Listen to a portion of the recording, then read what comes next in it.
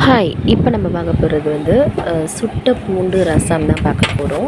நம்ம நார்மலாக வைக்கிற ரசத்தில் இருக்க டேஸ்ட் இல்லாமல் இந்த சுட்ட பூண்டு டேஸ்ட் பண்ணும்போது இன்னுமே வந்து கொஞ்சம் நல்லாவே இருக்கும். ஸோ அது எப்படி பண்ணுறதுன்னு பார்த்துடலாம். ரொம்ப சிம்பிள் தான், நார்மல் ப்ரொசீஜரில் தான். இதில் என்ன அப்படின்னா, பூண்டு வந்து நல்லா சுட்டு எடுத்துக்கணும், தீஞ்சிடக்கூடாது. சும்மா இப்படி மாதிரி சுட்டு எடுத்தோம் அப்படின்னா நமக்கு அந்த ஸ்மெல் வந்து கொஞ்சம் வேறு மாதிரி கொடுக்கும். ஸோ இது நல்லா சுட்டு எடுத்துகிட்டு அதுக்கப்புறம் தக்காளியுமே அது மாதிரி நல்லா சுட்டு எடுத்துக்கோங்க.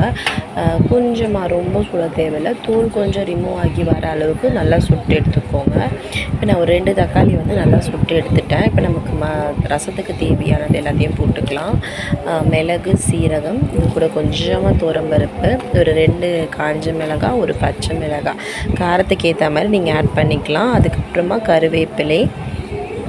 இப்போ சுட்ட பூண்டை வந்து நம்ம தோலோடு அப்படியே போட்டுடலாம். அதுக்கு அடுத்து தக்காளி கொஞ்சமாக வந்து தனியா, இதையும் வந்து நம்ம ஆட் பண்ணிக்கலாம். இதை நல்லா மிக்சியில் அரைச்சி எடுத்துகிட்டு இப்போ ஒரு பேன்லேயோ இல்லை ஒரு பாத்திரத்துலையோ எண்ணெய் கொஞ்சம் கம்மியாகவோ இல்லை நிறையவோ நமக்கு ஏற்ற அளவுக்கு எண்ணெய் ஊற்றிட்டு கடுகு, ஒரு 2-3 வெந்தயம், நிறைய போடக்கூடாது, ஒரு 2-3 வெந்தயம், கொஞ்சமாக வந்து சீரகம் போட்டுட்டு கருவேப்பிலை, காஞ்ச மிளகாய் போட்டு நல்லா தாளிச்சிடணும். அரைச்சி வச்சுருக்க பேஸ்ட்டும் அரைச்சி நல்லா மிக்ஸ் பண்ணுங்கள். கொஞ்சம் எண்ணெய் நல்லா பிரிஞ்சு வந்ததுக்கப்புறமா தேவையான அளவுக்கு தண்ணி, கொஞ்சமாக வந்து மஞ்சள் தூள், அதுக்கப்புறம் கொஞ்சமாக பெருங்காயம், புளி வந்து நல்லா திக்காக கரைச்சி வச்சு தேவையான அளவுக்கு புளியை ஊற்றிக்கலாம். நுர வந்ததுக்கப்புறம் ரசம் வந்து ரெடி ஆகிடும்.